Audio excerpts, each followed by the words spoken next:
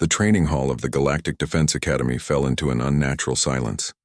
Every species represented in the room, scaled Vrexians, crystalline Queller, and even the towering Drath warriors, froze mid-motion. The source of their collective terror stood at the center of the combat circle. A young Rakathi predator cub named Rithal, his obsidian fur bristling with barely contained aggression, fangs bared in a threat display that had ended wars, and facing him, utterly alone, was Sergeant Lyra Keon. The human instructor stood perhaps half Rithal's height, her frame seemingly fragile compared to the young predator's corded muscle and razor-sharp claws. She wore the standard academy uniform. No armor, no weapons, just olive skin, dark hair tied back, and eyes the color of Earth's autumn skies. Those eyes never wavered from Rithal's six-fold gaze.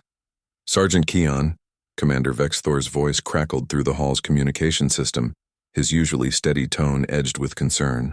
Please step back. We'll handle this. Lyra didn't move. She'd been demonstrating close-quarters combat techniques when Rithal had challenged the exercise, his predatory instincts overriding his cadet discipline. Now the young Rakathi was locked in hunting mode, his kind's ancient programming demanding he establish dominance or eliminate the threat. Rithal's growl deepened, resonating through the ferrocrete floor. His throat sacs inflated, releasing pheromones designed to trigger fear responses in every species the Rakathi had ever encountered.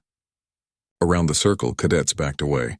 Even the instructors, veterans of a dozen conflicts, stilled, their bodies betraying them with instinctive submission to an apex predator. But Lyra Keon did something unexpected. She grinned. "Nice try," she said, her voice carrying across the silent hall with perfect clarity. Rithal's snarl faltered. In his young life, he had never encountered prey that smiled when death approached. The human's reaction violated every hunting algorithm hardwired into his neural pathways.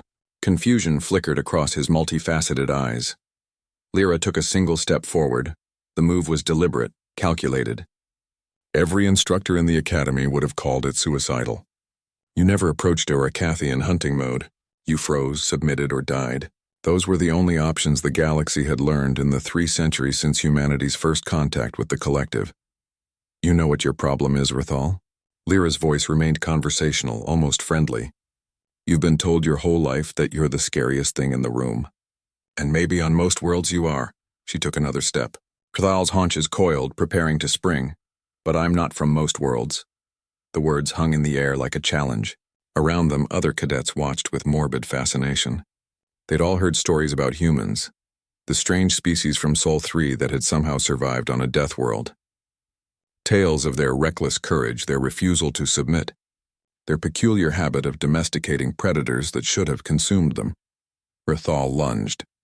300 kilograms of muscle, claw and fang launched across the combat circle at speeds that would have torn through reinforced bulkheads. His claws extended, each one capable of shearing through standard body armor. His fangs dripped with venom that could paralyze a Drath warrior in seconds. Lyra moved. She didn't dodge. That would have triggered Rithal's chase instinct.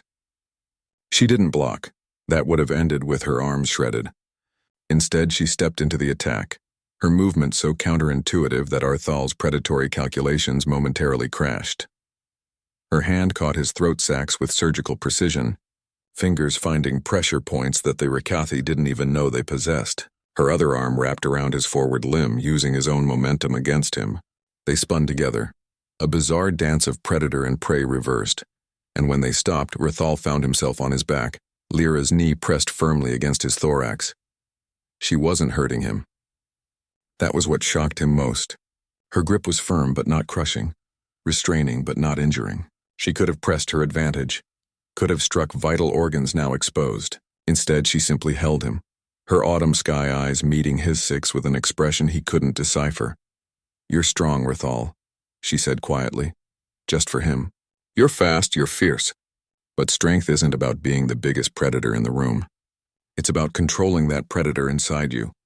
She released him and stood, offering her hand to help him up. An insult to any other species, but somehow, from her, it felt like respect. Rithal stared at the offered hand, his mind racing. Every instinct screamed at him to refuse, to attack again, to prove his dominance. But something in Lyra Keon's stance and her calm certainty made him pause. She wasn't afraid of him. She never had been. And somehow that was more unnerving than any threat display. Slowly, hesitantly, he reached up and took her hand. Her grip was iron disguised as flesh, pulling him to his feet with surprising strength. "Again," she said, louder now, addressing the entire hall. "But this time let's do it properly. Control, cadets, is what separates warriors from beasts." The hall remained frozen for a heartbeat longer. Then slowly, movement returned. Cadets shuffled back to their positions. Instructors relaxed their combat stances. Commander Vexthor's voice returned to the speakers, now tinged with something that might have been amusement. "As you were, people. Sergeant Keon has the floor." As the training session resumed, Rithal found himself watching the human instructor with new eyes.